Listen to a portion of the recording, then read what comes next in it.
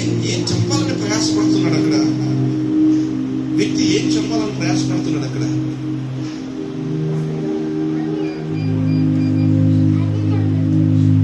ఈ 4 విషయాలు దేవునికి సూచన. అంటే వారు వెళ్ళిన మార్గం లేదా చేసిన పని కనబడకుండా లేదు. ఒకవేళ రాయబడిన వ్యక్తికి అది కనబడలేదేమో, కానీ దాన్ని నడిపించే వ్యక్తికి అది కనబడుతుంది. హల్లెలూయా. పరిధివంత వ్యక్తికి అది కానజరవదు, ಅದನ್ನ ಪರಿಸಿರುವ ದೇವರಿಗೆ ಅದು ಖಂಡಿತ ಕಂಡು ಬರುತ್ತೆ. ಹೌದಾ ಇಲ್ಲ? ಕೊನೆಗಾಲ ನೋಡಬೇಕಾದ್ರೆ ಒಂದೇ ಒಂದು ಹೇಳ್ತಾ ಇದ್ದಾನೆ, మానవుని ఆలోచనలు అందుపట్టని అగోచరమై ఉండొచ్చు, కానీ దేవునికి కనబడని సృష్టిలో ఏదీ లేదు. ಕರ್ತನ ದೃಷ್ಟಿಗೆ ಕಾಣದಿರುವಂತದ್ದು ಭೂಮಿ ಮೇಲೆ ಏನಾದ್ರು ಇದೆಯಾ? ಒಂದು ನೋಡಲ್ಲ ಅಷ್ಟೇ, ಒಂದು ನೋಡಲ್ಲ. ಆತನ ಕಣ್ಣುಗಳ ಮುಂದುಗಡೆ ನೀವು ಪರಿಶುದ್ಧರು ದೋಷವಿಲ್ಲದವರಾಗಿ ಇಲ್ಲದೆ ಮಾತ್ರ ನೋಡಲ್ಲ ಆತನ ಕಣ್ಣುಗಳು. ನೀங்க ಇಲ್ಲಾಮ ನಂಗ ವಾಲ ಮುಡಿಯಾದಯ್ಯ. ಯಾರ ಹೋಗ್ತಾ ಇದ್ದಾರೆ ನನ್ನನ್ನ? ಕಾಲಿಲೆ ಕುರುಬೆಯು ಮಾಲಿಲೆ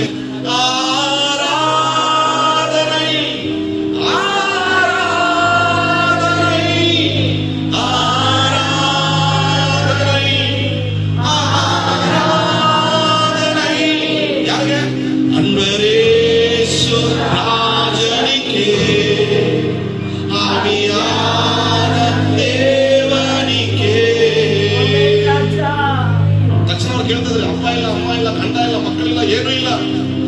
இந்த நாளில் ஒவ்வொரு நிமிடமும் உந்தன் நினைவால் நிரம்ப வேண்டும். ಆ ಸಮರ್ಪಣೆ, ಆ ಕಮ್ಯುನಿಕೇಶನ್ ದೇವ್ರ ಜೊತೆಗೆ ಬಂದ್ರೆ ನೀವು ಅನ್ಕೊಳ್ಳೋದೇನೋ ಅದಕ್ಕಿಂತ 2 ಪಟ್ಟು ಕೊಡೋದಕ್ಕೆ ಅಪ್ಪ ಕಾಯ್ತಿದ್ದಾನ್ರಿ. ಆತ್ಮಗಳ ವಿಷಯ ಅಷ್ಟೇ, ಆರ್ಥಿಕವಾದ ಬಲನೂ ಅಷ್ಟೇನೆ. ನೀವು ಪಡ್ತಿರೋ ಕಷ್ಟ ಕೆಲವರು ನನಗೆ ಹೇಳಿದ್ದಾರೆ, ಆರ್ಥಿಕವಾಗಿ ನಿಮಗೆ ನೋವು ನಮ್ಗೆ ಹೇಳಿದ್ದಾರೆ. ಅಕ್ಕ, ಸೇವಕರು ಬಹಳ ಕಷ್ಟದಲ್ಲಿ ಸೇವೆ ಮಾಡ್ತಿದ್ದಾನಕ್ಕ, ನನ್ನ ಕಣ್ಣಲ್ಲಿ ನೀರು ಬಂದ್ಬಿಡ್ತವ. ನೀವು ಯಾರು ನನಗೆ? ನಾನು ಒಡಬಿಟ್ಟಿದ್ದವ್ರ, ನನ್ನ ಬಂಧುಗಳ ನೀವೆಲ್ಲ ಯಾರು ಮ್ಯಾಚ್? ನೀನು ರಾಜು ಬ್ರದರ್, ನೀವು ಯಾರು ನನಗೆ? ಕೇವಲ ಒಬ್ಬ ಸೇವಕರ ಗೌರವ ಬಿಟ್ರೆ, ಕಮ್ಯುನಿಕೇಶನ್ ಬಿಟ್ರೆ ಯಾರು ನೀವೆಲ್ಲ?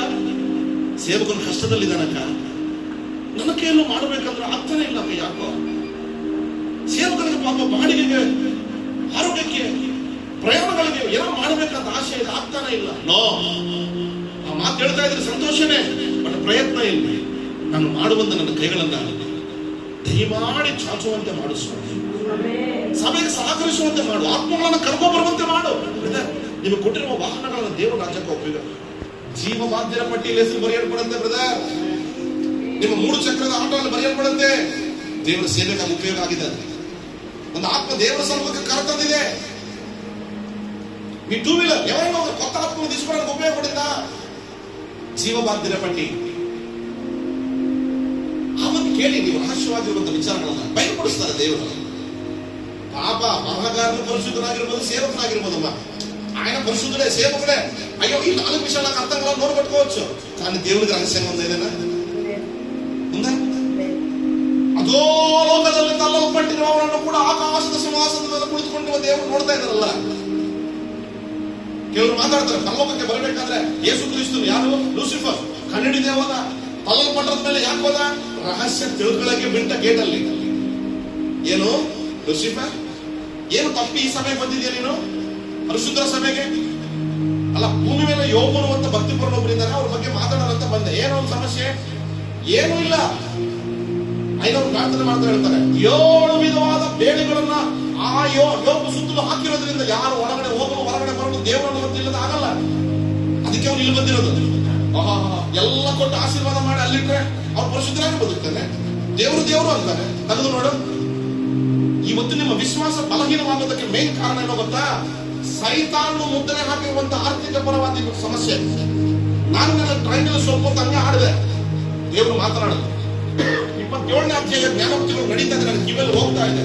28, 29, 30 ಪೇಷನ್ಸ್ ಯಾಕೆ ನೋಡ್ಕೊಳ್ತಾ ಇದ್ರು, ನಿದ್ದೆ ಬರ್ತಾ ಇದೆ. ಆದ್ರೆ ಯಾಕೆ ಕೇಳು ಕೇಳು ಕೇಳು. 30ನೇ ಅಧ್ಯಾಯ ಕೇಳಬೇಕಾದ್ರೆ ರಹಸ್ಯವಾಗಿರುವ ನಾಲ್ಗಿದೆ ಗೊತ್ತಿರೋ ನನ್ನ ಮಗನೇ. ಚುಮ್ಮಂತ ಮೈ, ನನಗೆ ನಿದ್ದೆ ಬಂದಿಲ್ಲ, ನನಗೆ ಮಾತಾಡ್ತಾರೆ ದೇವರು. ಯೋಚನೆಗಳಲ್ಲಿ ನೀನು ಪರಿಪೂರ್ಣನಾಗಿರು. ಆತನ ವಿಷಯಗಳನ್ನು ನೀನು ನೆನೆಸ್ಕೋ. ಬೆಳಗ್ಗೆ ಆತನ ಕೃಪೆ, ಸಾಯಂಕಾಲ ಆತನ ಮಹಿಮೆ ನಿನ್ನ ಹಿಂಬಾಲಿಸಿ ನಡೆಸಿಕೊಡುತ್ತೆ. ಹಲ್ಲೆಲೂಯಾ.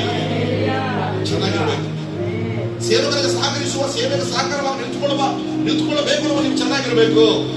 ಆಮೇಲೆ ಅಂತೀನಿ ನೋಡಿ. ಆಮೇಲೆ ಅಂದ್ರೆ ಅರ್ಥ ಏನು? ಹಾಗೆ ಆಗಲಿ. 2 ಸೆಕೆಂಡ್ದಲ್ಲಿ ಬರೋ, 4 ಸೆಕೆಂಡ್ದಲ್ಲಿ ಬರಲಿ ದೇವರ ಆಲಯಕ್ಕೆ.